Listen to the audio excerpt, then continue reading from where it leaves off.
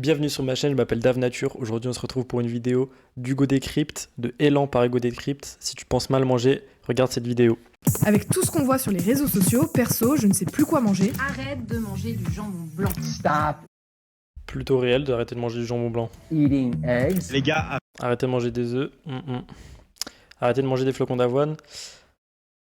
Disons que c'est la version extrême. C'est vrai que les céréales ne sont pas optimales pour la santé humaine, encore moins comment elles sont consommées aujourd'hui, c'est-à-dire non préparées. Mais c'est quand même plutôt juste. arrêtez de manger des flocons d'avoine, ok? Vous n'êtes pas des chevaux. Alors j'ai invité Célia, diététicienne nutritionniste, je lui ai mis des aliments sur une table et on va les classer ensemble On va voir ce que la diététicienne nutritionniste formée par l'État va nous dire. sur cette étagère. Il y aura 3 couleurs, couleur verte pour les aliments bons Ça fait 2 semaines que je suis parti en vacances, je vous le dis, là je suis en forme, ça va clasher. pour la santé, jaune pour des aliments à consommer avec modération et rouge pour des aliments à bannir de son alimentation. Au passage, si vous aimez ce genre de vidéos, n'hésitez pas à vous abonner à notre chaîne YouTube Elan. Déjà, première question. Selon toi, quel est le pire aliment sur cette table? Ah, il y en a beaucoup, hein. Déjà, visuellement, ce que je pourrais dire peut-être en premier, c'est le ramen. Directement, ça sera classé dans les rouges. Pourquoi? Parce que c'est quelque chose peut-être qui est vraiment pas intéressant pour notre santé. En fait, à l'intérieur, bon, déjà, c'est séché, c'est lyophilisé, donc tu as un petit peu moins de vitamines et de minéraux à l'intérieur par ces process justement de séchage. Et aussi à l'intérieur. Bah, il y a la lyophilisation, c'est quand même séché à froid, donc normalement c'est censé conserver une énorme partie des micronutriments. Le seul qui peut être un peu endommagé, c'est la vitamine C peut-être.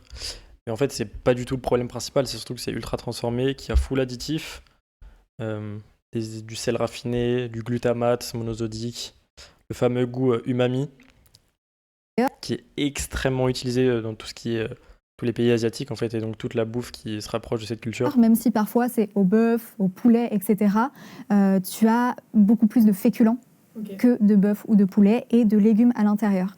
Et généralement, ça, tu vas te le prendre en plat unique. Je ne sais pas si tu as l'habitude d'en manger. Oui, régulièrement, au moins Ah une fois ouais? par semaine. Ouais, Ok. j'avoue. Bon, une fois par semaine, ça va, en Ouais. vrai.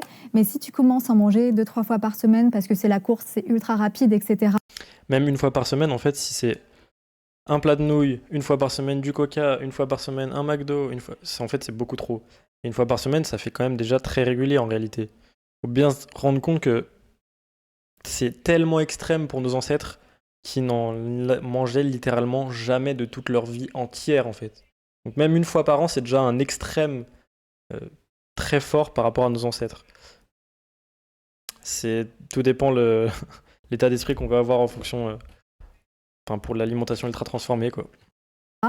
mais en Pour moi, c'est un zéro niet, ce genre de produit. fait, ça va pas te faire un plat équilibré. Il va te manquer des légumes et beaucoup plus de protéines à l'intérieur de ton repas. Parce que généralement, un repas équilibré, c'est un quart de ton assiette en féculents, un quart de ton assiette en protéines et la moitié de ton assiette en légumes. Bon, si tu commences à équilibrer ton assiette, la moitié de ton assiette en légumes, Légumes ne qualifient pas un végétal et ils ne sont pas du tout obligatoires pour une santé optimale. Ce qui est obligatoire en revanche, c'est des glucides, des minéraux et une très bonne digestibilité, donc c'est-à-dire une faiblesse en toxines végétales, une bonne accessibilité des nutriments pour notre organisme. Et malheureusement, la plupart des légumes ne cochent absolument pas ces cases. Et même juste suffisamment de macronutriments, et c'est pareil pour les légumes, ils en ont très très peu, hein. ça fait un peu beaucoup. Pour la majorité en tout cas, surtout notamment les légumes verts. Mais tu peux essayer de faire un tiers, un tiers, un tiers par exemple. Et dans ces plats-là, on n'y est pas du tout. Et surtout, si tu as très peu de légumes et très peu de protéines, dans 2 heures, tu auras la dalle. Oui, bah, c'est ce que je remarque souvent. C'est vrai. Bah, c'est surtout que c'est tellement petit, c'est tellement peu dense en calories. En réalité, quand tu regardes un truc de nouilles comme ça doit être 300 calories, ce qui est en réalité assez faible. Même si c'est 500, c'est très faible. C'est pour ça que la plupart des gens, même une femme, en un seul repas, aura toujours faim après. Je vous assure que si vous mangez même juste des pâtes au sel et à l'eau, vous en mangez 700, 800, 900 calories, vous aurez plus faim pendant au moins 5 heures.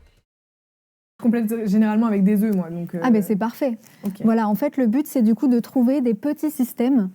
Si tu as ça qui a beaucoup trop de féculents, tu rajoutes des œufs, tu rajoutes un petit paquet de tomates cerises, un petit paquet de carottes râpées, et après, tu es dans l'équilibre. Alors, la problématique aussi de ces boîtes-là, c'est que tu as quand même pas mal d'additifs à l'intérieur. En fait, ça c'est aussi un peu trompeur, c'est que non, pour équilibrer ce genre de plat, faut juste pas manger ce genre de plat et faire ce genre de plat version maison en fait, plutôt que d'acheter la version ultra transformée. Sachant que là c'est juste des nouilles et des épices, hein, et une sauce peut-être, Les épices, ça se fait facilement, même si t'es pas forcément sur la qualité, tu peux prendre des ducros, des nouilles de bonne qualité, ça se trouve, même au riz, que ce soit un peu plus digeste, même si c'est raffiné. Parce que le but, c'est de conserver un maximum possible. Donc, c'est pas non plus, même si la base est un féculent, c'est pas non plus un féculent sain comme les pâtes, le riz, le pain, etc., qui sont plus Les pâtes, le riz et le pain ne sont pas réellement des féculents si sains que ça, surtout de la manière dont on les mange aujourd'hui, c'est-à-dire raffinés ou non fermentés, ou avec les additifs et fermentés trop rapidement comme le pain de nos jours, qui est aussi en plus raffiné. Elle aurait cité des tubercules, ça aurait été très bien, mais bon. intéressants pour ta santé. Là, tu as beaucoup plus d'additifs à l'intérieur et tu as aussi beaucoup de sel. Bah écoute, je te laisse Allez, je le placer classe dans- directement en rouge. Ouais. Hop là. D'ailleurs, ma théorie sur le fait que dans les études scientifiques, les légumes et tout ce qui est haricots rouges, etc., tout ce qui est légumineuse soit beaucoup plus sain pour la santé, c'est justement parce qu'ils sont beaucoup plus riches en micronutriments, en minéraux que les céréales, surtout les céréales raffinées, et en plus aussi potentiellement moins riches en polluants. Je te propose. Donc c'est pour ça qu'on vous dit de consommer plus de légumineuses, plus de légumes comparé aux céréales, etc., ou même de manger plus de céréales complètes. Cette boisson-là, donc qui est un soda. Une et bonne cette boisson sucrée. boisson-là, Et énergétique. énergétique. Les deux en même temps. Les deux en même temps. Qu'est-ce que tu peux me dire sur Ah. les deux? Déjà, D'ailleurs, c'est assez drôle parce que le Red Bull est marketé énergétique, alors qu'il contient quasiment, je crois même, autant de caféine que le Coca-Cola. Donc en fait, en réalité, les deux sont des boissons énergétiques. Peut-être, j'ai un doute, mais je crois que le Red Bull a quand même un peu plus de caféine. Mais en réalité, même dans le Coca, il y a beaucoup de caféine. Dans une canette, il y a, si je me souviens bien, 1 ou 2 cafés équivalents en caféine, donc c'est beaucoup. en termes de niveau de sucre, on est kiff-kiff sur les deux. Il me semble que les boissons énergétiques, c'est ça, on a 11 grammes et les sodas qui sont même très élevés en sucre sont à 10,6. Donc les deux sont déjà très très sucrés. Là, c'est 10 grammes au 100 millilitres. Et encore une fois, le problème, c'est pas le sucre, c'est son origine, c'est la naturalité du sucre. Ce serait du miel dedans. Ce serait fait avec des épices, etc., avec juste un extrait de café pour la caféine. Ce serait tellement mieux. Mais là, le problème, c'est que c'est juste du putain de sucre blanc, voire même du sirop de glucose ou du sirop de glucose fructose, trucs comme ça. Mais en fait, tu bois la canette entière. Donc, c'est 30 grammes de sucre facile sur ta canette. L'OMS recommande de limiter la quantité de sucre par jour à 50 grammes maximum. Donc, en fait, tu vois déjà là avec Sauf que c'est des sucres ajoutés. Le problème, c'est que ça, c'est pas précisé non plus. Tu peux manger autant de fruits et de miel que tu veux.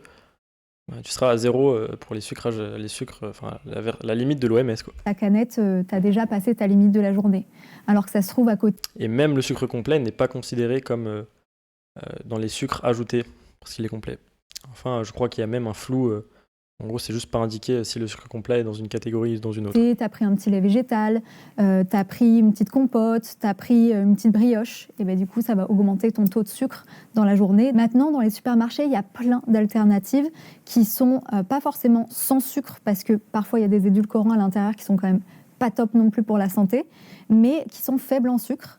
Il y a plein de gammes qui se sont faites à base de fruits, qui restent pétillantes, etc., et qui peuvent être intéressantes comme solution alternative à ces boissons sucrées. Et c'est quoi le risque de consommer autant de sucre à terme, admettons? À terme, c'est de développer énormément de facteurs de risque de pathologies comme le diabète, l'obésité, les maladies cardiovasculaires. Et surtout, de développer des carences, parce que quand tu manges essentiellement des trucs raffinés comme des nouilles ou des sucres blancs, etc., c'est qu'il y a l'énergie, donc les macronutriments, mais il n'y a pas les micronutriments. Et ça, c'est catastrophique, hein. Dès que toutes les céréales, tout ce qui était raffiné, industriel, a été importé dans des zones, dans des tribus qui mangeaient naturellement et brut, les maladies ont commencé directement à apparaître. Hein. C'est les analyses du fameux Weston Price, où on voit que dès qu'il y a de l'ultra transformé ou du raffiné, rien que les dents, ça se voit tout de suite qu'il y a une dégénérescence abusée de la génétique. On a pas mal aussi de liens qui se Et le développement osseux de manière générale. font entre aussi la santé mentale, notamment la dépression et l'alimentation. Donc le but, c'est vraiment de réduire en fait son sucre au quotidien. Parce que le microbiote est étroitement lié au cerveau. Donc si tu as un microbiote sain, tu as beaucoup plus de chances d'avoir un cerveau sain. Un soda sans sucre, c'est toujours mieux qu'un soda tout court? Ou est-ce que c'est un petit peu une fausse pub? Ah, pour moi, c'est pareil. Ok. Dans le soda sans sucre, tu vas avoir des édulcorants, Les édulcorants, on est revenu un petit peu dessus. Il n'y a pas de lien direct entre un édulcorant et une pathologie. C'est pas parce que tu vas boire du soda sans sucre que tu vas développer une maladie cardiovasculaire, un cancer, etc. Il n'y a pas de lien direct. Mais on a remarqué depuis quelques années que la consommation d'édulcorants pouvait être néfaste pour notre microbiote. Tu sais, c'est les petites bactéries qu'on a dans les intestins. Oui, tout à fait. Truc de dingue. Un coca ultra industriel avec full gaz, de la caféine, des additifs de merde, mais bon, il n'y a pas de sucre, ce serait mauvais pour nous. Étrange. Étrange. Et en fait, on découvre depuis des années qu'il y a plein de liens entre notre microbiote et différentes pathologies qu'on peut avoir, notamment le SOPK, l'endométriose, les maladies neurodégénératives comme Alzheimer, Parkinson. Est-ce qu'un verre par semaine, Je pense sincèrement que c'est même juste, au-delà de ces quelques maladies citées, je pense que c'est le microbiote fait pour 80% de la santé. Je pense, sincèrement. C'est pour ça que l'alimentation est juste capitale pour la santé. Et d'ailleurs, même, on a vu sur des études que la lumière artificielle, les rayonnements EMF, etc., avaient des influences néfastes, négatives sur le microbiote. c'est OK? Parce Oui. que j'avoue, Et je parle du microbiote intestinal, mais pas que aussi, hein. Il y a plein de zones microbiotes locaux comme le cuir chevelu, etc. qu'un soda en terrasse, ça fait quand même plaisir. Non, mais clairement, un verre par semaine, c'est clairement OK. Et généralement, dans l'alimentation équilibrée, on dit que Si tu veux boire un truc sucré en terrasse, tu bois un jus de fruits, 100% fruits, tout aussi bon. Et là, c'est réellement sain. Même si c'est pasteurisé, même si c'est dans une bouteille en plastique, ce sera 1000 fois mieux que ces produits ultra transformés de merde. Pour arrêter avec ces excuses de se faire plaisir, en fait, tu peux te faire plaisir, avoir le même niveau de sucre, mais version beaucoup plus santé. En fait, t'es pas juste en train de te faire plaisir, t'es juste en train de renforcer un cycle de l'addiction que des ingénieurs ont mis en place. En fait, c'est des putains d'ingénieurs en agroalimentaire qui ont étudié des aliments pour que tu aies envie de les reconsommer, et donc de les racheter, et que ça reste cette envie, en fait. C'est de l'addiction, littéralement. c'est 80% du temps, tes assiettes doivent être dans l'équilibre. Donc, ce que je t'ai dit tout à l'heure, protéines, féculents et légumes. Et le matin aussi, globalement équilibré, prendre un goûter de temps en temps de manière équilibrée, etc. Et 20% du temps, tu te fais plaisir. Tu te fais plaisir, tu prends un petit ramen parce que t'as pas le temps. Et là, encore une fois, c'est ce putain de 80-20 qui me fait chier, clairement. Parce que ça veut dire que du coup, ton 80%, tu te fais pas plaisir. C'est ce que ça sous-entend. Or, en réalité, l'idéal, c'est juste une alimentation 100% saine et plaisir. Sauf que la vraie alimentation saine pour l'être humain, celle qui nous est réellement adaptée, est réellement plaisante. Est vraiment incroyable, en fait. C'est juste délicieux à chaque repas. C'est même pas une corvée, en fait. Et sauf qu'aujourd'hui, l'alimentation saine, dans l'esprit collectif, c'est manger des légumes, manger du riz blanc, manger du poulet sans goût, sans huile, sans sauce, sans rien. Or, c'est absolument pas ça la santé. C'est absolument pas ça une alimentation saine. Tu prends un petit... D'ailleurs, pour moi, alimentation saine et plaisir, ça peut pas être dissocié, en fait. Si tu prends pas de plaisir, même si l'alimentation est saine, en fait, s'il n'y a pas le plaisir, c'est pas sain mentalement. Donc, l'alimentation n'est pas saine. un petit soda en terrasse ou même un cocktail ou une plaquette de chocolat qui te fait plaisir, etc. Ça doit rentrer dans tes 20%. Vous verrez que les cocktails sont fortement appréciés parce que la plupart du temps, c'est fait avec des jus de fruits. Et ces sodas, ces trucs, etc. aussi représentent en fait les goûts très sucrés qu'il y a dans les fruits qui nous attirent, qui attirent nos sens depuis la nuit des temps, en fait. Du temps. Donc, c'est-à-dire que sur une journée, si le matin t'es équilibré, le midi t'es équilibré et le soir t'es équilibré, au goûter, tu peux très bien te faire un petit truc qui te fait kiffer. Et c'est une question d'équilibre, quoi. Exactement. Oui. Je comprends. Bon, Donc elle dissocie équilibré et kiff. Sauf que moi, à chaque repas, ils sont équilibrés et ils me font kiffer à 1000% en fait. Là, tout à l'heure, j'avais envie de quoi? J'ai mangé des concombres bio, épluchés avec de la faisselle au lait cru bio, de l'huile d'olive bio, du sel marin non raffiné brut, en mode un peu à la grecque, et ensuite j'ai mangé un melon entier et un peu de bleu au lait cru. Ça m'a fait kiffer à 1000%. C'était juste incroyable, délicieux. Ça a satisfait mon instinct. Le plaisir était là, la micronutrition était là, la digestibilité était là, la santé était là. est-ce qu'on place ces deux boissons? C'est à rester dans l'équilibre, donc moi je les verrais vraiment tout en bas. Ok. Malheureusement pour elle. Promis, il n'y a pas... Il aurait dû avoir une case en mode carrément une poubelle. Et j'aurais mis les trois Ceux qui sont en rouge dans la poubelle. En fait. Que du rouge. Continuons sur les boissons. Je propose celle-là. Ouais, du matcha. Le matcha, c'est considéré comme une boisson saine. Mhm. Est-ce que c'est le cas? Oui. Après, j'ai l'impression que c'est un petit peu la mode ces derniers temps, le matcha. On voit du matcha de partout, tous les influenceurs lancent. Alors dire oui, alors que la plupart des matchas que les gens vont boire, vont les boire en café, etc., où il y aura la même merde que dans les coca. Il y aura du sucre blanc, parfois même des sirops de glucose, machin, des laits d'avoine avec des carragénanes, plein d'additifs. C'est en fait la même merde. Même si tu le fais maison, en fait, la poudre de matcha, je t'invite à essayer un jour de boire juste du matcha infusé à l'eau. C'est infect. C'est amer, beaucoup trop amer, et donc beaucoup trop dense en toxines végétales. Si tu veux t'en faire un, il faut qu'il soit buvable sans rien d'autre. Donc sans lait et sans sucre. Et là, il sera faible. Enfin, il y aura des toxines végétales, mais en petite quantité, hein, l'équilibre que tes sens t'auront donné. Et tu pourras rajouter du lait cru ou je ne sais quoi, même du lait de coco, idéalement cru si t'as. Et un sucre naturel comme du miel. Et là, on pourra considérer que c'est un matcha sain. Sinon, non. Leur matcha, mais en soi, c'est vraiment similaire à du café et du thé. Dedans, tu retrouves de la théine, c'est pareil.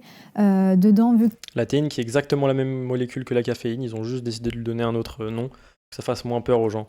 Il faut bien se rappeler aussi que le marché du thé, du café, et du coup bah, dans le thé il y a aussi le matcha, c'est des marchés qui valent des milliards d'euros, mais vraiment énormément de milliards d'euros. Comme le marché de l'eau en bouteille en fait. tu as une petite couleur verte, tu as un petit peu plus de substances qui vont être intéressantes pour notre santé. Mais le café, c'est pareil, il y a plein de substances à l'intérieur qui sont intéressantes. Le thé, c'est pareil. Donc, Ce qu'elle cite là, c'est les fameux antioxydants. Oui, ils sont intéressants, mais en très petite quantité et absolument équilibrés, notamment avec des produits laitiers pour absorber tout ce qui était limité, en tout cas les toxines végétales, notamment les oxalates, qu'il y a beaucoup dans le café. Ça reste quand même un neurotoxique, la caféine, donc vraiment avec modération. Voilà. en fait, je le verrais exactement au même stade.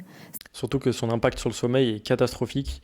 Il n'y a pas de dose qui soit réellement saine pour le sommeil. Même le matin, même un seul café, ça aura un effet négatif sur le sommeil et donc un effet négatif sur la santé. C'est-à-dire que si t'adores le matcha, t'adores le goût, etc., mange-en. Enfin, bois-en. Bois-en. Surtout.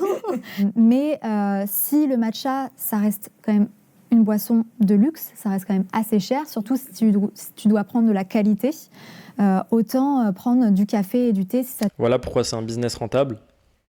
Et je sais pas pourquoi c'est à la mode, mais parce que c'est luxe, c'est vendu très cher, alors que en soi c'est de la poudre de feuille, exactement comme le serait la feuille de thé. te fait plaisir, il n'y a pas de souci là-dessus. Ça va pas être meilleur, surtout que le matcha, généralement, on va rajouter du lait dedans, on va rajouter un petit sirop. Donc le matcha, latte, supplément, sirop de vanille, etc., c'est pas top. Alors qu'un café serré, normal, un thé sans rien dedans, c'est très bien à la santé aussi. Est-ce qu'on peut en boire tous les jours du coup Oui. Il y a des études qui montrent que le thé, lorsqu'il est associé avec du lait et un sucrant, mais surtout du lait, les risques de cancer de la gorge, c'était en Inde, l'étude, il me semble, ont réduit. Donc non dire qu'un thé tout seul, plus qu'il y a du lait, c'est pas vrai. 1 à 2 tasses, Une à deux tasses comme par jour. le café, le thé. À partir de 3 cafés, c'est considéré comme problématique. Bah, ouais, franchement, le but, c'est quand même d'être à 2 tasses maximum. T'es à peu près à combien par jour? Ouais, je frôle plus les 3 tasses, 3-4 Ça tasses, mais va. j'ai quelques collègues où c'est 5 tasses. Oui, 5 tasses, ça commence à être Ouais. un peu C'est- beaucoup. Ça doit faire taper le cœur. Après, c'est surtout aussi si t'as pas de problème de sommeil derrière avec le café, ça va. Même si t'as pas l'impression d'en avoir, t'en auras. Ça réduira la qualité ou la longueur. Il y aura forcément ou le temps d'endormissement et donc ta synchronicité avec les rythmes jour-nuit et donc la qualité de ton rythme circadien. Il y aura forcément des effets négatifs même si t'en as pas conscience. Si tu ressens pas un petit peu une sensation d'anxiété, de tapage de cœur, ça va aussi. Il y en a qui ont ces symptômes-là aussi. 2 symptômes qui sont réduits quand tu y ajoutes du lait et un sucrant surtout. Parce que le sucrant, les sucres réduisent le cortisol En buvant du café, du thé ou du matcha. et les hormones de stress de manière générale. Donc déjà, si tu le vis bien au quotidien, c'est OK. Maintenant, la recommandation, c'est 2 tasses maximum par jour. D'accord. Et si on prend 2 tasses par jour pendant 20 ans, admettons, il n'y a pas de risque de pathologie ou autre? Non, et C'est là où il y a quand même, on voit qu'il y a un esprit critique quand même chez les gens. Et le fait qu'elles disent non, c'est faux aussi. est-ce qu'on a une étude qui montre que sur 50 ans, une consommation de 2 tasses par jour est saine? Je suis persuadé qu'il n'y en a pas. Et s'il y en a une, par qui elle a été financée? J'espère qu'elle n'a pas été financée par Nespresso, par exemple. Mais voilà, vous avez compris l'idée.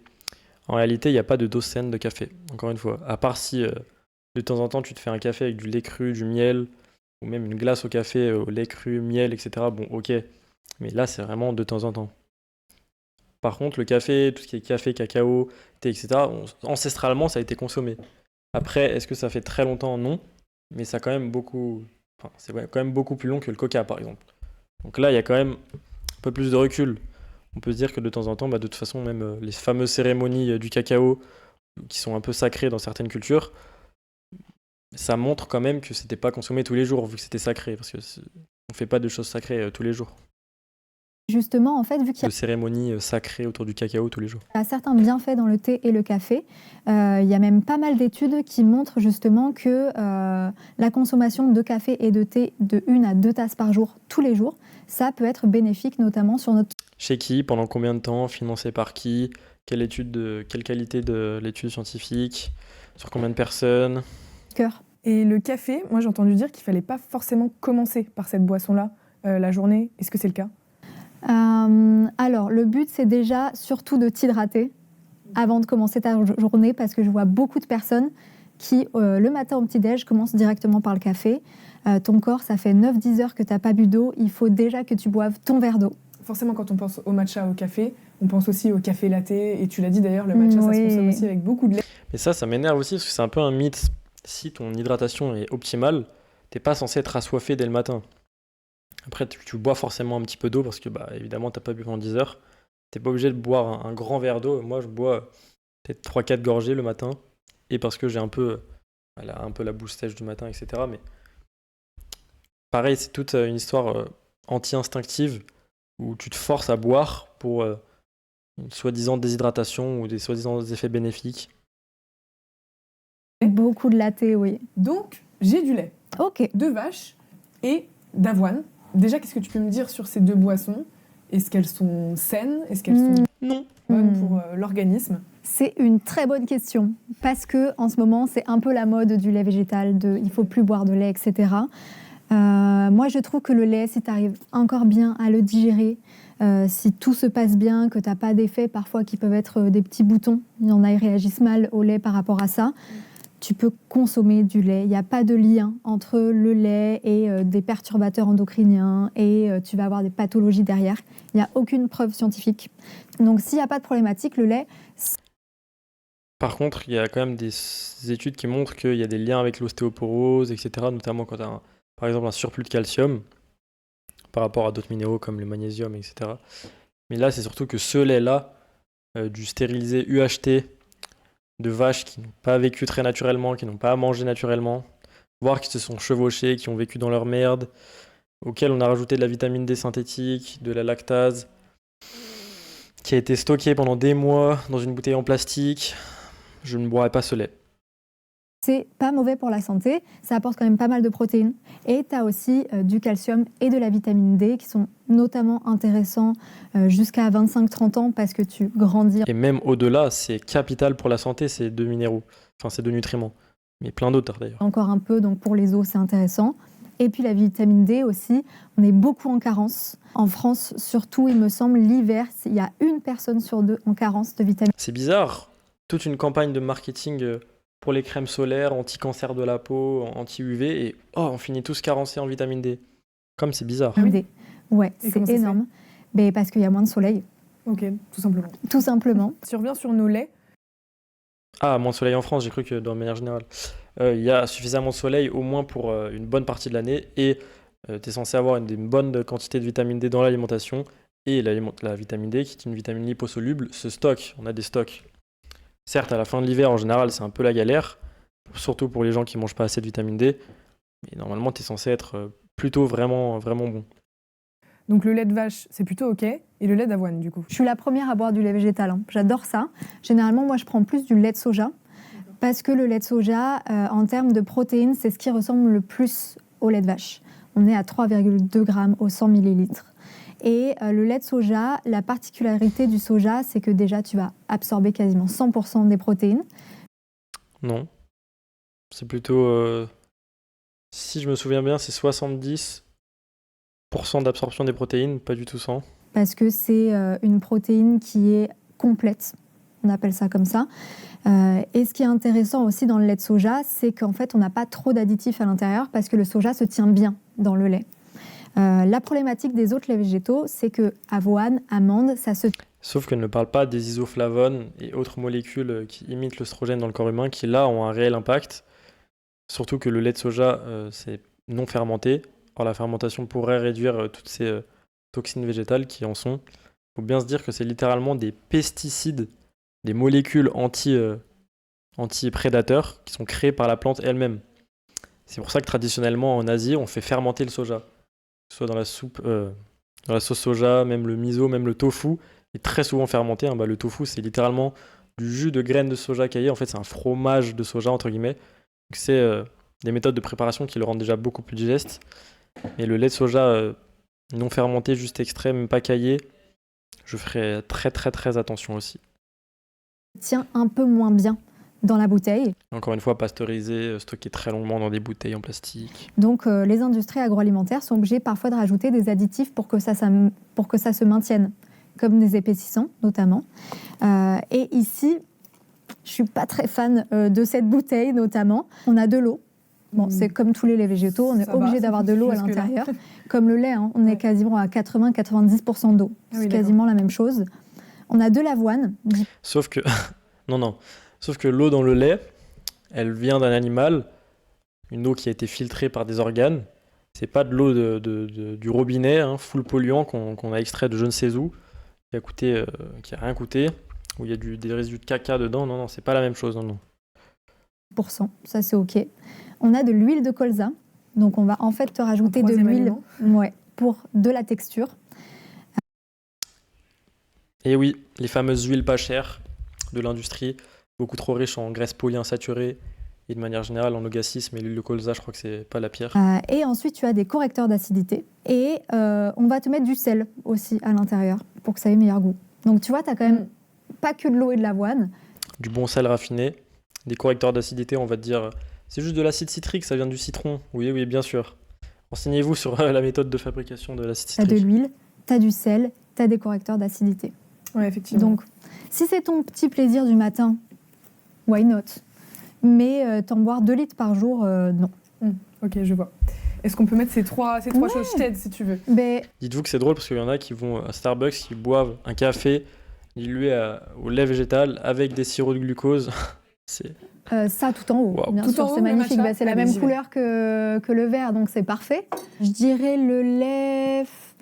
Et encore une fois, là, le problème de cette notation, c'est que, en fait, le matcha, là, il devrait être en rouge. Si tu le bois, par exemple, dans un café à Starbucks ou quoi. Et si tu le fais maison avec du lait cru, du miel, avec peu de feuilles infusées, tu peux le mettre en orange, voire vert. Eh bien, je vais les mettre au milieu, pour l'instant. Après, le milieu, c'est plutôt à consommer... Oui, avec modération. Voilà, tu peux en consommer tous les jours, mais pas des litres non plus. Ça va, on est plutôt sur un truc assez équilibré pour l'instant. C'est pas mal. Avant de passer à la suite, j'ai une question par rapport au petit déjeuner, parce que ça m'y fait penser. Est-ce qu'il faut forcément petit déjeuner? Tu petit déjeunes, toi? Oui. Ok. Je petit déjeune des œufs, 2 œufs. Mais depuis pas longtemps. Avant, je petit déjeunais pas mal de sucre et j'avais très faim. Ouais, vers 10-11 heures. Oui. C'est sûr. En fait, le petit déjeuner, on est passé par c'est le repas le plus important de la journée. Ensuite, on est passé par le jeûne intermittent. Donc, on sait plus quoi faire. Tout à fait. Est-ce qu'il faut manger, est-ce qu'il ne faut pas manger? Ouais. Mais en fait... Écoutez votre instinct, mais si vous n'avez pas faim le matin, c'est que quelque chose ne va pas métaboliquement. Parce qu'encore une fois, justement, après la nuit, il y a eu, comme elle l'a dit tout à l'heure, 8, 9, 10, 7 ou 12 pour certains, heures de jeûne. Or, dans ces cas-là, normalement, tu es censé avoir faim et assez tôt. Perso, moi, quand je me réveille, au bout de 20-30 minutes, j'ai vraiment la dalle. En fait, l'alimentation... Mais évidemment, tu n'as pas faim tout de suite quand tu sors du lit, c'est logique. C'est s'écouter. Si tu as faim, tu manges. Si tu n'as pas faim, tu ne manges pas. C'est ça, mais il faut aussi améliorer sa santé pour avoir une bonne santé métabolique, un bon rythme circadien, etc. pour avoir faim au moment où on est censé, en fait. Après 12 heures de jeûne, tu es censé avoir faim. pas 3 heures après le réveil. T'as faim, tu manges de manière équilibrée. Normalement, le petit-déj le matin, c'est quand même une source de féculents, très peu sucrés. Ça peut être des flocons d'avoine, ça peut être du pain, ça peut être des biscottes. Pourquoi? Encore une fois, la nuit, il y a eu une longue période de jeûne. On a vidé nos réserves de glycogène, notamment dans le foie et dans les muscles. C'est même, je dirais, le meilleur moment pour manger des sucres, et évidemment des sucres naturels. Je ne vous dis pas de manger du sucre blanc et de boire du coca. Le meilleur moment pour manger des fruits, du miel, des dattes, etc. Sans trop de sucre non plus. Surtout, Des biscuits, waouh! Du bon pain blanc. Sauf que quand je leur dis du pain, les gens ils vont manger du pain blanc. Même du pain blanc de la boulangerie, ça pue la merde. Quand ils vont manger des flocons d'avoine, ils vont ni les faire tremper, ni les faire fermenter. Dans très rares cas, manger du bio. une bonne source de protéines comme tu fais. C'est très bien. Des œufs, du fromage blanc. Il y en a, ils mangent du bacon. Bon, c'est un peu moins bon pour la santé. Le bacon, c'est excellent pour la santé si il est sans additifs. C'est juste du sel, idéalement du sel non raffiné évidemment. C'est excellent. Après, malheureusement, les porcs, c'est un peu comme la volaille. C'est des animaux monogastriques et qui sont énormément nourris aux graines parce que c'est pas cher et que c'est plus rentable pour l'industrie. Et du coup, ça va, si leur alimentation est trop riche en graines, ça va se ressentir dans leur profil, leur graisse à eux, qui sera trop riche en graisses polyinsaturées, comme les graines, et trop riche en oméga 6, comme les graines. Il y en a qui prennent des protéines en poudre. Ça peut être OK aussi.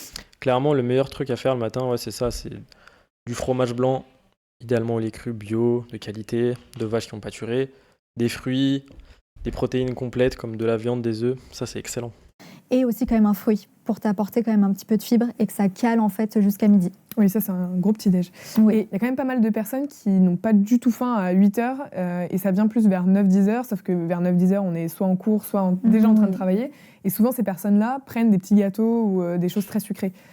C'est à bannir, ce genre de pratique? C'est pas à bannir, c'est que si tu as faim et que c'est ton premier repas de la journée, donne à ton corps quelque chose de nutritif. Et surtout, c'est des personnes qui, au final, à 10 heures, elles vont prendre leur gâteau parce qu'elles ont faim et peut-être pas parce que ça leur fait réellement plaisir.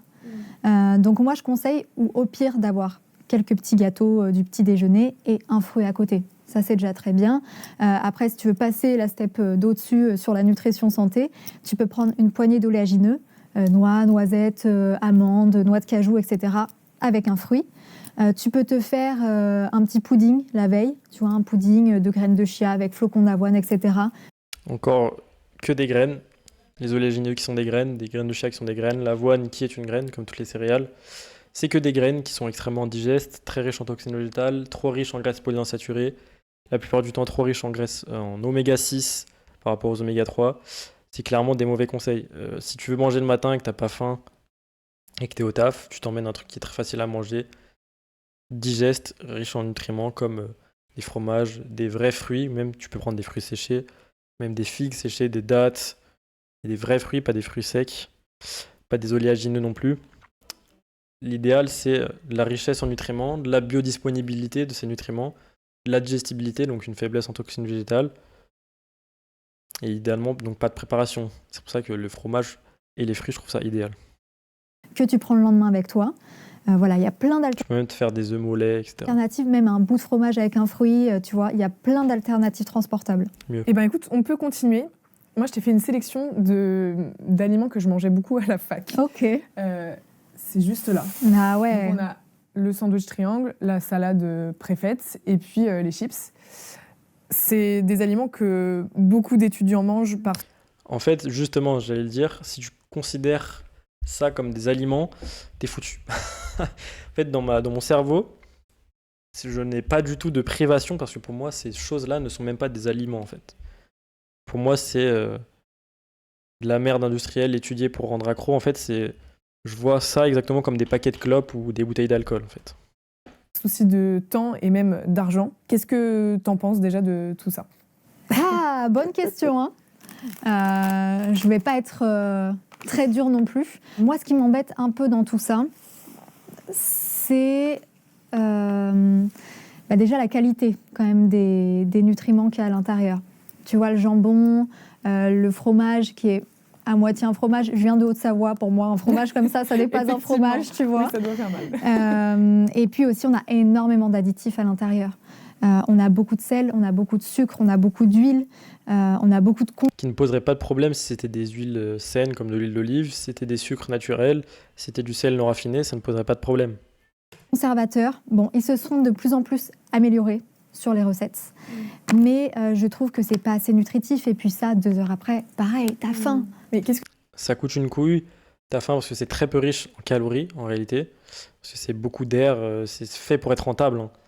C'est des produits de merde, ultra transformés, plein d'additifs, peu riches en micronutriments, en fait il n'y a rien qui va dans ces trucs. C'est vraiment de l'enculerie industrielle. tu risques à manger autant d'additifs? Bah, globalement, le problème, c'est qu'on sait pas trop. On sait pas trop, il y a pas mal d'additifs qui sont classés plus ou moins cancérigènes par l'Union européenne. Mais en fait, le problème des additifs, c'est surtout l'effet cocktail, tu vois. Et on n'a aucune étude sur l'effet cocktail, on a très peu de recul sur la plupart des additifs. Donc en fait, principe de précaution, hein, une base en sciences, n'en mangez pas. Si tu manges du sorbate de potassium, une fois de temps en temps, tu as peut-être... Et même si, in fine, on découvre qu'ils ne sont réellement, selon de la vraie science, avec la vraie qualité méthodologique, etc., pas nocifs, certains, ils ont nécessité toute une transformation industrielle. Bref, c'est tout sauf écologique, en fait. Pas de risque pour ta santé, mais si tu manges du sorbate de potassium avec un autre additif, etc., c'est tellement complexe qu'on ne connaît pas en fait cet effet cocktail de mélanger tous les additifs tous les jours, tout le temps, etc. Donc le but, c'est quand même... Imaginez les additifs, tous les polluants qui contiennent littéralement tous nos objets, tout ce qu'on utilise au quotidien. Enfin bref, vraiment, si vous pensez que c'est tolérable même de manger ça une fois par semaine, une fois par mois, même une fois par an, de les limiter au en quotidien. fait ça démontre tout un paradigme mental qui n'est pas bon, un état d'esprit qui n'est pas le bon, je pense. Et aussi de limiter... Oui, mais c'est pratique, oui, mais en fait, il y a des 1000 autres aliments pratiques, tout aussi faciles à trouver, achetables, même en station, comment ça s'appelle ? Sur l'autoroute, etc. Moi-même, qui prends souvent l'autoroute, je m'arrête dans des stations, enfin, dans des aires d'autoroute, et je trouve des aliments ultra sains, genre des jus de pommes bruts, des fromages au lait cru et tout. Alors, si vous ne trouvez pas de bouffe facilement transportable, mangeable et trouvable partout... Et toute cette perception que tu peux avoir aussi au niveau gustatif. Tu vois, ici, on n'a même pas du sucre, on a du sirop de glucose. Concrètement, le sirop de glucose, c'est pire que le sucre. Parce qu'en fait, tu as un effet sucré qui est énorme dans ton palais gustatif. Le glucose n'est pas le plus sucré des deux, c'est le fructose qui a plus de pouvoir sucrant. Le problème du sirop de glucose, c'est l'ultra-transformation et l'isolation, parce que la plupart des sucres naturels contiennent glucose et fructose dans des ratios qui sont plutôt équilibrés la plupart du temps. Ce qui fait que ça va continuer à t'habituer surtout au sucre et au goût sucré. C'est-à-dire que demain, si toi, tu te fais un sandwich maison comme ça, avec du pain, du jambon, du fromage, tu vas le trouver moins bon que ça. C'est ça la problématique. Moi, je dirais ça, si t'as pas le temps, bon bah malheureusement. Parce qu'on met pas de sucre dans du pain bien fait, de qualité, genre au levain, etc. On met pas de sucre dans des sandwichs, hein, c'est là-bas. Heureusement, t'as pas le temps. Donc tu le prends. À côté, tu me prends des petites tomates cerises, tu vois. Et on pourrait mettre du sucre, hein, une sauce au miel ou quoi, ça ne poserait pas de problème si c'était un sucre naturel, non raffiné. Parfait. Et maintenant, il y a des tomates cerises, les petites barquettes à 99 centimes, qui sont pas chères, etc. Au moins, ça te fait un repas équilibré qui va te durer sur le long terme. Sauf que ce qu'on ne dit pas aussi, c'est que ces barquettes à 99 centimes, elles sont bombardées de pesticides. Et c'est une espèce qui est étudiée pour donc résister au transport, à l'humidité, etc. Et donc, elle a été sélectionnée pour être encore plus dense en toxines végétales. Déjà, la tomate cerise, de manière générale, est très dense, enfin beaucoup plus que la tomate classique, en oxalate. Pour la salade, je sais pas trop quoi en penser. En plus, du coup, tu dois te manger beaucoup plus de peau et de graines au poids comparé à des tomates entières. En fait, je trouve... Ce sont les parties absolument indigestes et riches en toxines végétales des plantes. Que pareil que les ramen, tu vois, on a une salade qui nous dit il y a des œufs dedans, il y a des légumes dedans, mais en fait, tu as quand même beaucoup de féculents, pas assez de protéines et pas assez de légumes, clairement. Et pourtant, il y a des pâtes aussi. Ouais, c'est les féculents. Poulet, ouais. Ouais, mais le poulet, tu vois, il est bien montré hein, sur la photo, là, comme ça, là. Mais en fait, à l'intérieur, bah, tu as juste ces 2 petites tranches. Alors qu'en vrai, ton poulet, il faut qu'il fasse 100-150 grammes sur un repas équilibré. Donc, il n'y en a clairement pas assez. La problématique aussi de la salade, c'est le sel. Pareil, on est quasiment à 2 grammes de sel pour ta salade. Le sel, c'est de 5 à 8 grammes maximum par jour. Bah, du coup, ça va. Tu peux en manger littéralement 3 par jour et ce sera OK. Le sel, le problème du sel n'est pas qu'il y ait du sel, c'est déjà qu'il soit raffiné. Donc tu es déjà quasiment à un tiers. Franchement, il y aurait mieux. Et en plus, quand tu manges pas ultra transformé, il y a quasiment jamais de sel. À part le lait, il y a très peu d'aliments qui sont vraiment riches en sodium, surtout que c'est même pas du sel. Donc tu peux mettre beaucoup de sel brut par-dessus tes plats quand tu manges brut. C'est Nutri-Score A. Ça ne posera aucun problème, ce sera même beaucoup mieux pour la digestion, la santé, etc. Ouais. En fait, là, moi, je suis un peu perdue parce qu'on a une salade avec des œufs, du poulet, des pâtes, des tomates. Nutri-Score A, qu'est-ce que ça veut dire Nutri-Score A? Pour moi, c'est bon pour la santé. Donc, de fait, je crois en cette salade. Ouais. Non, mais en fait, Et bah, c'est justement le cas de beaucoup de gens qui pensent que Nutri-Score A, c'est sain et que Nutri-Score D, c'est mauvais. Alors que l'huile d'olive est Nutri-Score D. Des salades ultra transformées comme cette merde sont Nutri-Score A. Ça montre déjà en fait en une seconde que cette notation de Nutri-Score n'est pas à suivre en fait. on a fait l'amalgame entre Nutri-Score et bon pour la santé, déjà. Le Nutri-Score, à savoir que c'est pour différencier différents aliments sur exactement la même gamme. Donc, c'est-à-dire que tu peux pas te dire que les chips, c'est moins bon à la santé parce que c'est Nutri-Score C que la salade qui est Nutri-Score A. En fait, tu as des critères qui font que ça permet, en tant que consommateur, de juste évaluer quand tu es dans le rayon comme ça, si tu as du C, du D et du B, ah ben, je vais prendre le B. C'est essayer de faire un choix simple, mais malheureusement, le Nutri-Score, il a des biais. Déjà, il y a beaucoup d'entreprises qui font le choix de ne pas mettre le Nutri-Score, parce que ça reste quand même un choix aujourd'hui, même s'ils poussent quand même les entreprises à le mettre. Et aussi le Nutri-Score, alors ils l'ont réévalué il y a quelques années, il me semble il y a 1 an, mais je crois que les entreprises ont 4 ans pour le mettre en place sur l'étiquette. C'est qu'en fait, avant, ils ne prenaient pas en compte les édulcorants, la transformation du produit, ça c'est ultra important, la qualité des ingrédients, et ils prenaient que en fait, le taux de sel, le taux de sucre et le taux de gras. Par exemple, une boisson énergisante sans sucre, bah, elle aurait pu... Mais même la notation Nova, qui est déjà un peu meilleure, qui concerne la transformation des aliments, elle est nulle parce que du bon fromage au lait cru, il serait Nova 3. Parce que c'est transformé. Alors que un fromage au lait cru, c'est extrêmement digeste, extrêmement sain. peut être Nutri-Score A, parce qu'en soi, bah, c'est très peu calorique. Il n'y a pas de sucre, il n'y a pas de sel, il n'y a pas de gras, donc c'est Nutri-Score A, alors que c'est beaucoup plus complexe que ça. Eh bien, écoute, je te propose de ranger ces 3 aliments. Allez, ça file dans le rouge, il n'y aura plus de place à la fin. Ouais. Ça se trouve, on a fait les pires au début. J'avais une question aussi avant de continuer. Tu parles beaucoup de grammes, de peser les protéines, le machin, qu'il faut tant de protéines dans une assiette, etc. À titre perso, je n'ai même pas de balance, enfin, je pèse jamais mes aliments, et je sais que c'est le cas pour beaucoup de Français. Oui. Comment éviter de devenir fou avec l'alimentation, quoi? Bah, en fait, le problème, c'est que... Bah, en fait, c'est penser qu'on a besoin de peser des choses et oublier carrément tout l'aspect instinctif. En fait, j'ai l'impression que, justement, comme elle le dit, la population française, les gens de manière générale, ont oublié, en fait, que l'être humain se régule très bien, en fait, naturellement. Et là, je viens de voir que ma lampe a plus de batterie, donc on doit moins boire, mais c'est pas grave. En fait, l'instinct dicte tout. Si tu as envie de protéines, plus de protéines, c'est pas une question de poids, c'est t'en mets juste plus dans ton assiette. En fait, visuellement, tu le vois, t'as pas besoin de peser. En tant que professionnel de santé, on connaît en fait les grammages de l'alimentation. Et ces derniers temps, avec surtout tout ce qui va être les influenceurs, coachs sportifs, muscu, etc., eux, ils pèsent beaucoup les aliments. Moi, je suis pas fan de ça, parce que je trouve que ça apporte... Et évidemment, en plus, je parle même pas du fait de compter ses calories, de tout poser, parce que pour moi, c'est l'autoroute pour les TCA, en fait, les troubles du comportement alimentaire. Si tu as besoin de peser pour te rendre compte des quantités que tu manges, de ce que tu as besoin, c'est qu'il y a une déconnexion complète de l'instinct naturel.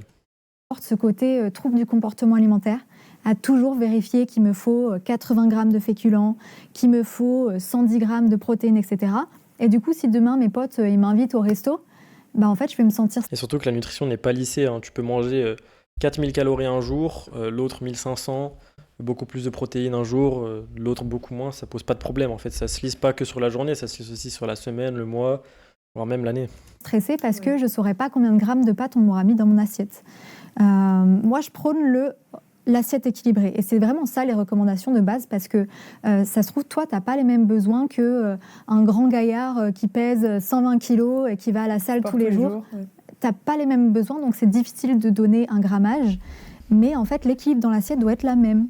Vraiment, la moitié de l'assiette, légumes, un quart protéines, un quart féculents. L'équilibre dans l'assiette doit être celui que votre instinct vous dicte au moment T. Et surtout, la nature de ce qu'il y a dans l'assiette va énormément jouer. Et la moitié de l'assiette, ça fait toujours beaucoup en légumes, donc on peut faire un tiers, C'est bien que la lumière ne marche plus, comme ça vous voyez plus ma transpiration de la canicule. un tiers. En parlant de sportifs, alors je voulais en parler après, mais on peut en parler tout de suite. Il y a ces 2 aliments qui sont beaucoup consommés Mais oui, plein de protéines. par les sportifs. Est-ce qu'on peut manger des œufs tous les jours? Oui, clairement. Avant, c'était la mode de dire que les œufs, ça apportait du Du cholestérol. cholestérol, je l'ai vu C'était il y a beaucoup. 30 ans, c'était l'ancienne génération. En soi, c'est vrai, ça apporte nutritionnellement du cholestérol, il y a du cholestérol dedans. Mais évidemment, ça ne donne pas du mauvais cholestérol, parce que d'ailleurs, il n'y a pas de cholestérol qui soit réellement mauvais, il y a juste des contextes où il peut être mauvais. En fait, dans les œufs, Le cholestérol est un antioxydant de notre corps ultra puissant. Il est là pour réparer, etc. Et quand il y a une élévation de ces niveaux de cholestérol, notamment du dit mauvais cholestérol, c'est que le terrain est mauvais, c'est que quelque part quelque chose ne va pas. C'est pas que on mange trop de cholestérol. Enfin, ça peut être aussi lié, par exemple, au fait qu'on mange des charcuteries avec des additifs de merde, etc., qui font de l'inflammation et qui donc vont nécessiter un transport du cholestérol et donc une élévation des niveaux sur les prises de sang. on a on a différencié 2 types de cholestérol. Le HDL, le bon cholestérol, et le LDL, le mauvais cholestérol, entre guillemets. Sachant que le LDL n'est pas du cholestérol, c'est juste une lipoprotéine qui le transporte. Dans les œufs, on a beaucoup plus de HDL que de LDL, donc du bon cholestérol. Ça pose pas de problème là-dessus. Les œufs, c'est vraiment l'élément nutritionnel qui est parfait. C'est celui pour lequel les protéines, on va le mieux les absorber. Parce qu'en fait, on n'absorbe pas 100% des protéines qu'on consomme. Ah oui, d'accord. Oui, en plus, c'est facile à faire, facile à Ouais, emporter aussi. exactement. Et les œufs, jusqu'à combien d'œufs on peut manger par jour? Il n'y a pas de maximum. Après, Ok. sur un repas, généralement, on peut être à 2 œufs par repas, ou 3. Vous verrez qu'instinctivement, si vraiment vous vous écoutez, dépasser, ça dépend évidemment de votre poids, mais par exemple, moi, si je dépasse les 3 œufs, j'ai comme une sensation d'écœurement en fait. Et là, quand je vous dis ça, je vous parle uniquement des jaunes. Je pense qu'il y a une densité nutritionnelle qui est tellement élevée, qui est un peu comme le foie, elle nécessite du coup, t'as pas besoin d'en manger beaucoup pour en avoir énormément de nutrition, qui est en plus très bien absorbée, du coup, comme elle le dit. Ou vraiment citer Instinctivement, en fait, avoir 3 œufs par jour, même naturellement, c'est quand même extrêmement rare pour une personne, une tribu qui vit dans la nature, qui vit naturellement, en fait. C'est forcément que ça nécessite un élevage. un grand gaillard de 120 kg, tu peux en faire 4 pour avoir une assiette équilibrée avec C'est énorme, légumes et Parce que pour trouver 3 œufs de manière sauvage tous les jours, pour chaque personne, féculents à côté. Ouais, mais c'est énorme, mais tu te fais une petite omelette. En vrai, une petite omelette avec 2 œufs, c'est pas beaucoup. Hein. C'est Ça vrai. fait petit dans l'assiette. Hein. Ouais. Et 3 œufs, c'est bien. 3 œufs, ça t'apporte 18 grammes de protéines. Donc franchement, pour un Ah repas, oui, c'est ça que je voulais dire aussi. En fait, les œufs, on les met beaucoup en valeur pour leur quantité de protéines, mais en fait, ils sont pas si riches. Si vraiment tu veux des protéines, il faut se tourner vers les bases de protéines qui sont vraiment intéressantes, qui sont les chairs animales. En réalité, c'est le plus intéressant pour les protéines. En termes de biodisponibilité, de densité au 100 grammes, de facilité à manger, de densité en toxines végétales, d'absorption. Bref. équilibré, on est plutôt pas mal. Alors les œufs, par contre, il y a quelque chose à faire avec les œufs. Il faut les cuire vraiment à la bonne manière pour avoir une biodisponibilité qui est parfaite. D'accord. C'est-à-dire que si tu manges un œuf cru, tu vas quasiment pas absorber les protéines. N'importe quoi, c'est d'après une étude qui a été réalisée sur des gens qui ont un problème de digestion et donc qui ont un appareil qui externalise littéralement leur intestin hors du corps, leur absorption est de 50%. Les études qui ont été faites sur des personnes en bonne santé montrent que c'est 90% pour du blanc cru. C'est faux. Le mieux, c'est le blanc cuit, le jaune coulant. Donc D'accord. les œufs au plat, c'est parfait. Les œufs durs, Par contre, manger du blanc cru, c'est quand même contre-instinctif. Hein. C'est un truc baveux, un goût un peu bizarre.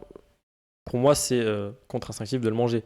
Et donc, si on le mange, il faut le manger, beaucoup plus instinctif, beaucoup plus attirant pour l'instinct, les sens, de le manger cuit.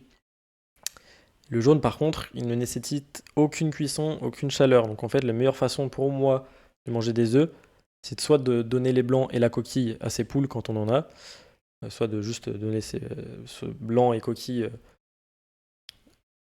à un compost, ou soit juste de faire cuire les blancs et ensuite de rajouter les jaunes qui ont été séparés ensuite dans l'assiette, comme ça ils n'ont pas chauffé.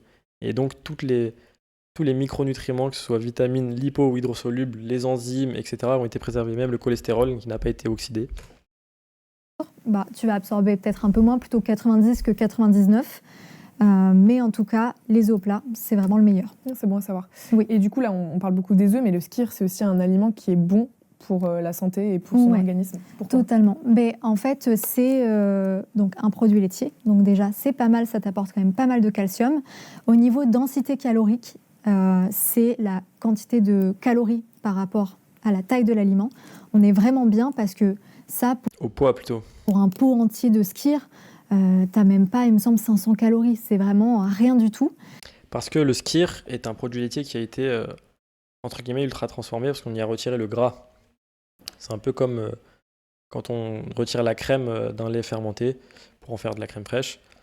Mais le problème là, c'est que c'est pasteurisé, ultra transformé, que ça vient de vaches qui ont été pas du tout bien traitées, on va dire, qui n'ont pas du tout bien mangé aussi. Et évidemment, c'est dans un pot en plastique, qui a été stocké pendant longtemps. Et puis du coup, ça t'apporte des protéines, du calcium. Le skyr, c'est un peu à la mode, mais J'ai trouvé un magasin fermé dans mon centre-ville, c'est facile à trouver, n'ayez pas d'excuses. Et dedans, ils font des fromages blancs au lait cru, de vaches qui ont pâturé, franchement, et bio. Et à part des ferments lactiques, il n'y a rien d'autre. Et c'est pas pasteurisé, c'est dans du verre aussi en plus, c'est ce que je voulais dire. en termes de protéines, si tu veux quelque chose de beaucoup moins cher, tu peux prendre du fromage blanc 0%. On est parfait. Ok. Et c'est 3 fois moins cher. Et ben, Et on n'est pas parfait parce que du coup, on a retiré tous les nutriments qui nous intéressaient, notamment les vitamines liposolubles A, D, E, K. Elle en parlait tout à l'heure, mais puis elle dit que c'est parfait de retirer ces nutriments. Ça ne fait pas sens. écoute, de ce que je comprends, ça va plutôt dans le vert. Si je Ah me- mais ça va Ouais. tout en haut là, c'est vraiment Tu un veux que top j'y aille du top. B, allez. Je vais essayer de pas faire tomber d'œufs. J'espère qu'ils sont cuits. Je suis pas sûre. Ah ok. Bon, il y a un aliment qui est sur la table depuis tout à l'heure. Je pense que t'as compris ce que c'était. Mon Dieu. Moi je trouve que ça sent pas. Hein. Bah, ouvre la boîte, tu verras. Waouh. La C'est- boîte elle est luisante Ouais, tellement il y a c'est du... ce fameux Testi Crousti, donc la chose le qui est Testi beaucoup à la Crousti. mode chez les jeunes. Il y a du poulet, du riz, nutritivement parlant, c'est plutôt ok. Qu'est-ce que t'en penses? Ça reste un fast-food. C'est-à-dire que tu pourrais te dire pareil, en soi dans un burger, tu as du pain et un steak. Donc en soi, c'est pas mauvais. Les burgers sont très sains. C'est juste la façon dont on les fait, les fast-food, l'industrialisation de la chose qui pue la merde. Imagine un burger fait maison avec pain au levain, steak de qualité, fromage au lait cru, tomates du jardin. Incroyable, franchement, on fait rarement plus sain. Un Testi Crousti, le problème du Testi Crousti, c'est que c'est basé sur une céréale raffinée. Donc là, déjà, même si tu le fais maison, ce sera vraiment pas sain. Ouais, mais en fait, là, t'as pas que ça. T'as aussi beaucoup de gras. Je sais pas si on verra aux caméras, mais c'est luisant. C'est bien gras quand même. Hein. Toute la sauce ici, c'est vraiment gras. Aussi en termes de quantité, du coup, j'en ai jamais mangé, donc je pourrais pas dire. Je pense que j'arriverai peut-être pas à tout finir. Il y a quand même beaucoup de riz. Le riz, c'est pas mauvais à la santé, c'est un très bon féculent. Mais Pourquoi? C'est littéralement comme du sucre blanc. C'est juste en version sucre complexe parce que c'est de l'amidon. Mais il n'y a aucun micronutriment, c'est raffiné. Même si c'est digeste, on a montré que même dans les populations asiatiques, ça menait du coup à une taille plus petite, des carences, etc. là, il y en a quand même une grosse portion. Ton poulet, c'est pareil, c'est du poulet qui a été... Des poussins broyés, un poulet qui a été frit dans une huile végétale beaucoup trop riche en graisses polyinsaturées, qui sont extrêmement sensibles à la chaleur et qui donc vont créer beaucoup de toxines. Ils mettent de la sauce sucrée à souhait. Bref, c'est de la merde en boîte. mis en panure, qui a été frit. Donc en soi, il a été chauffé à très haute température. C'est pas forcément bon pour la santé. Et puis le pire, bien sûr, par-dessus, C'est pas forcément bon, c'est mauvais. c'est toute la sauce en fait. Il faut arrêter de prendre des pincettes pour essayer de pas vexer les gens. de pas les remuer un peu parce qu'en fait, c'est pas comme ça qu'ils changent leur alimentation, qu'ils se rendent compte de la merde qu'ils consomment. C'est toute la En tout cas, moi, je pense que c'est vraiment pas le bon discours à avoir, la bonne manière de l'apporter et ce qui fait réellement changer les gens. Même si ça plaît beaucoup moins, même si ça même a créé beaucoup de haine, je trouve que ça marche beaucoup mieux. sauce. C'est pas des bonnes matières grasses végétales parce que généralement, du coup, ça va être fait avec des huiles qui sont de mauvaise qualité, des huiles beaucoup plus transformées et raffinées. Donc, ça va pas être un bénéfice santé pour toi. Mais pareil, ça reste un fast-food. Une fois par semaine, tu peux te manger un testi-crosti. Waouh. Le fameux une fois par semaine. Et donc là, on est sur une fois par semaine des nouilles, une fois par semaine un Testi Crousti, une fois par semaine un Coca. En fait, là, c'est encore une fois essayer de mettre en comparaison un de nos ancêtres d'il y a même 10 000 ans, qui n'en a littéralement jamais mangé de sa vie, et toi qui en manges une fois par semaine. Donc 52 par an. Donc sur 10 ans, 520. C'est juste un extrême, mais hardcore, en fait. Même une fois par an, en fait, c'est extrême. Ça fait 80 en une vie, comparé à un mec qui n'en a jamais mangé. C'est extrême. Et on risque rien si on en mange une fois par semaine. Exactement. Oui. Voilà, la minimisation des produits nocifs pour la santé, une fois par semaine, un Testi Crousti aura un impact littéralement non négligeable sur le microbiote, sur la santé.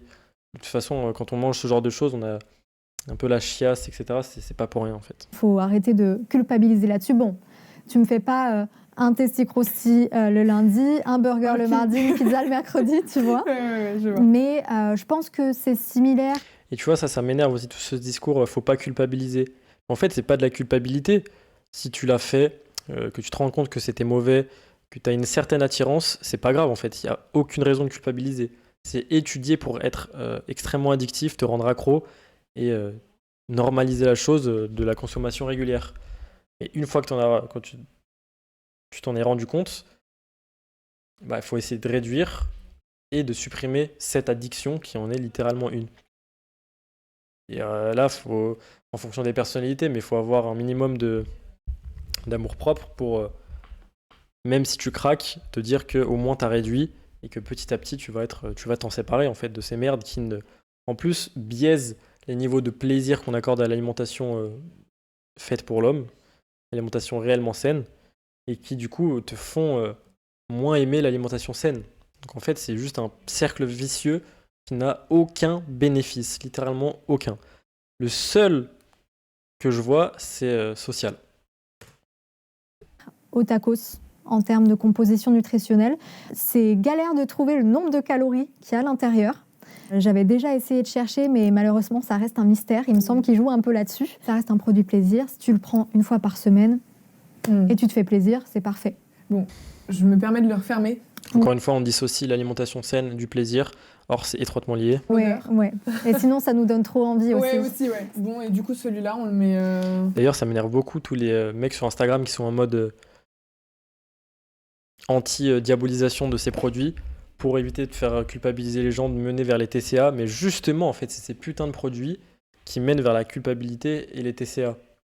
C'est justement parce qu'on les a normalisés, qu'on les consomme un peu trop régulièrement, en plus du coup qui ont une influence sur notre intestin, sur notre santé et donc sur notre santé mentale et qui donc favorisent des comportements non sains mentaux. Ouais, on le met en rouge quand même, on va pas déconner non plus. Hein. La liste s'allonge. J'espère qu'on boit encore. Il y a aussi un truc avec l'alimentation, et d'ailleurs on le voit à l'étagère, on a l'impression qu'on ne peut plus rien manger quoi, au final. Ah, mais c'est que tu as voulu me piéger, t'as pas pris les bons aliments. C'est vrai que là pour la vidéo, effectivement, j'ai pris des très mauvais aliments. Et en fait, tout cet aspect on peut plus rien manger, c'est aussi parce que dans les magasins, la majorité de ce qui est vendu, ça pue la merde en fait. C'est de l'ultra transformé de merde. C'est pas que tu peux plus rien manger, c'est juste que tu peux pas... Enfin, que si tu veux être en bonne santé, t'es libre d'ailleurs de faire ce que tu veux, mais si tu veux être en bonne santé, tu dois manger des choses qui sont saines et naturelles, et plaisantes aussi, mais pas les trucs ultra transformés que l'industrie met en avant parce que c'est rentable, c'est addictif, t'y retournes, c'est faible, enfin souvent c'est quand même assez faible en calories, genre par exemple les salades, les sandwichs triangles, etc. Et donc tu as besoin d'y retourner encore plus souvent. Tout est étudié pour que ce soit addictif, rentable en fait. Le nerf de la guerre, c'est très souvent l'argent en fait. Pour la santé, et on le sait. Mais du coup, tu réponds quoi à ces personnes-là qui tiennent ce genre de propos ? je les comprends. Franchement, je les comprends parce que aujourd'hui sur les réseaux, mais tu vois tout et n'importe quoi, tu es perdu. On te dit qu'il faut manger des flocons d'avoine le matin. Dernièrement, on te dit il y a le cadmium, tout est contaminé, on peut plus manger de flocons d'avoine. Le chocolat noir, c'est pareil. Bah, c'est pas que tu peux plus, mais si tu veux limiter l'intra de cadmium dans ton organisme, il va falloir que tu déjà fasses des recherches et que tu limites la consommation de pâtes françaises non bio, par exemple. Et que tu doives du coup te tourner vers le bio, l'origine italienne, par exemple, pour les cadmiums, pour les céréales.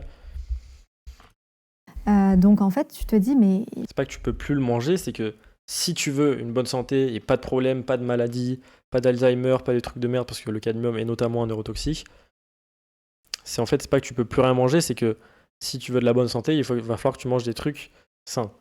Et aussi, ce que je vais vous le dire, derrière ce fameux on peut plus rien manger, c'est aussi une bonne conclusion d'un sens. Mais c'est une bonne conclusion qui est censée notamment mener à la révolte, en fait.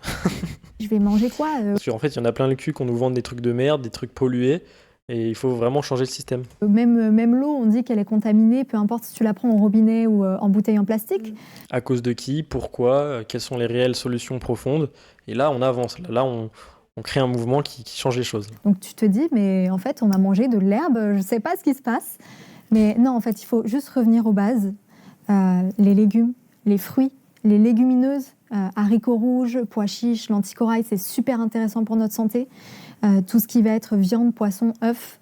On te dit, oui, les poissons, il y a le thon qui est contaminé, etc. Il y a des alternatives, tu prends des petites boîtes de sardines, de maquereaux, c'est très bien aussi. En fait, le but dans l'alimentation, c'est surtout ne pas... C'est surtout retourner au naturel. Est-ce que la conserve en plastique, qui a été conservée pendant des mois, qui a été pré-frite à l'huile de tournesol pour la plupart, même juste cuite à la vapeur, c'est plus naturel, c'est sain? Est-ce que c'est proche de la nature comparé à juste des sardines fraîches, même surgelées, hein?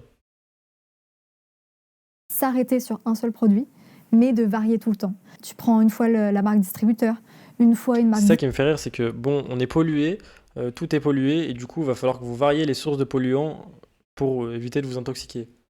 Non, en fait, c'est pas ça la bonne conclusion. C'est pas du tout... putain. Une fois une marque standard, mais que tu trouves correcte au niveau du prix. Et au moins, tu vas C'est varier. d'être agressif envers ce système qui pollue tout de notre bouffe, qui nous vend des produits ultra transformés de merde, et être agressif aussi sur la sélection des produits, du coup. Ne sélectionner que ceux qui sont les moins idéalement pollués, voire pas du tout, les meilleures qualités, les agriculteurs, les éleveurs qui font les meilleures, les choses les plus saines, les plus proches de la nature, évidemment avec nos moyens financiers, mais voilà. Les origines aussi de ton aliment. Et du coup, par incidence, tu vas diminuer en fait la fréquence de consommation de ton produit. Et du coup, tu vas potentiellement limiter tes risques de contamination excessive. Mais on peut quand même manger, hein, franchement. Mais du coup, tu contamines quand même. Elle l'a dit elle-même, hein. Tu n'es juste pas dans le risque excessif, mais tu es quand même dans la contamination. Donc c'est une mauvaise conclusion. Il y a plein de choses intéressantes. Maintenant, il y a tous les plats surgelés aussi qui peuvent être intéressants. Les légumes surgelés, c'est ultra rapide à cuire. Justement, en parlant de plats surgelés, Ouais. j'en ai un sur ma table. C'est celui-là. Donc, c'est des tagliatelles à la carbonara. Qu'est-ce que t'en penses? Il est en rouge, il fait peur. Hein. Il claque, peur, ouais. Il doit claquer dans le rayon. C'est un plat instantané, cuit en 6 minutes. Voilà. Ouais. Que moi aussi, je suis amenée à consommer. Formule express. Mais écoute, il faut savoir que sur les plats préparés, les industriels se sont beaucoup améliorés. Maintenant, il y a plein de plats préparés qui peuvent être intéressants nutritionnellement. Il y a beaucoup moins d'additifs qu'avant parce qu'au niveau conservation, on a amélioré les processus de transformation. Donc ça, c'est plutôt Merci, bien. l'industrie agroalimentaire. Après, je dirais les Je vous remercie, madame l'industrie agroalimentaire. plats préparés, bien sûr, ça doit rester de temps en temps. Il y a des alternatives qui sont un petit peu plus saines que les plats préparés. Beaucoup plus saine et meilleure au goût et beaucoup plus pratique aussi en plus. En fait, moi, dès que j'ai besoin de manger en déplacement, je pense fruits, je pense protéines, donc soit un jambon cru juste au sel, soit fromage au lait cru. Et voilà, j'ai un repas complet, littéralement protéines, lipides, glucides, tout ultra digeste. Moi, je dirais, Et en France, en tout cas, c'est trouvable absolument partout. si tu dois choisir un plat préparé, c'est surtout tu prends quelque chose où il y a de la protéine dedans. Tu vois, là, tu as des tagliatelles à la carbonara. C'est pas le mot protéine qui ressort en premier. Du coup, ça va être assez riche en gras à cause de la sauce et assez riche en féculents. Et du coup, tu vas te retrouver avec quelque chose qui est très lourd d'un coup, que tu vas avoir du mal à digérer. Et à 16-17 heures, tu auras ultra faim et tu auras manqué des légumes, des protéines. Bon, du coup, conclusion de la vidéo, je ne l'ai même pas terminée parce que ça allait être un peu redondant à la fin. En fait, c'est toujours les mêmes conclusions, les mêmes discours. C'est dissocier l'alimentation saine du plaisir, considérer que les aliments ultra transformés apportent un réel plaisir, apportent même un intérêt quelconque, alors qu'en réalité, ils ne sont que non vertueux, ils sont que vicieux en fait, ils ne font que nourrir des cercles vicieux qui n'ont aucune utilité. La seule est de nous prélever notre argent et au passage notre santé. Donc cette fameuse phrase de on peut plus rien manger, en fait, déjà oui, d'une certaine manière, et du coup, révolte-toi, fais quelque chose. Et deuxièmement, non, parce que tu peux pas plus rien manger, tu peux juste manger ce qui est fait pour l'homme, qui est sain et brut, même si ça représente que 5% de ce qui se trouve dans les supermarchés, c'est toujours une énorme diversité d'aliments. En réalité, quand on regarde tout ce qui est réellement sain, fait pour l'homme, même juste uniquement dans les tubercules, on a tellement de différents que juste ça, en fait, c'est pas que tu peux plus rien manger, c'est juste une fermeture de l'esprit, je pense, une incompréhension du nombre d'espèces aussi parmi les végétaux, parmi les produits digestes, parmi les viandes, etc. Et du coup, voilà ma conclusion. Révolte-toi si ça te fait chier parce que tu peux plus rien manger, parce que tout est pollué. Et juste comprends aussi que tu peux plus rien manger d'ultra transformé parce que ça ne sert à rien. Ça ne sert à rien. Et si tu veux comprendre ce qui sert à quelque chose, ce qui est vraiment bon pour la santé, bon pour le vrai plaisir, bon pour entretenir des cercles vertueux, j'ai créé un protocole exactement pour ça qui s'appelle le Protocole Nature, qui est une communauté en ligne. On est une quarantaine. Si tu veux nous rejoindre, c'est avec le lien dans la description. Puis voilà, j'espère que ça t'a plu. Ça, c'est nature.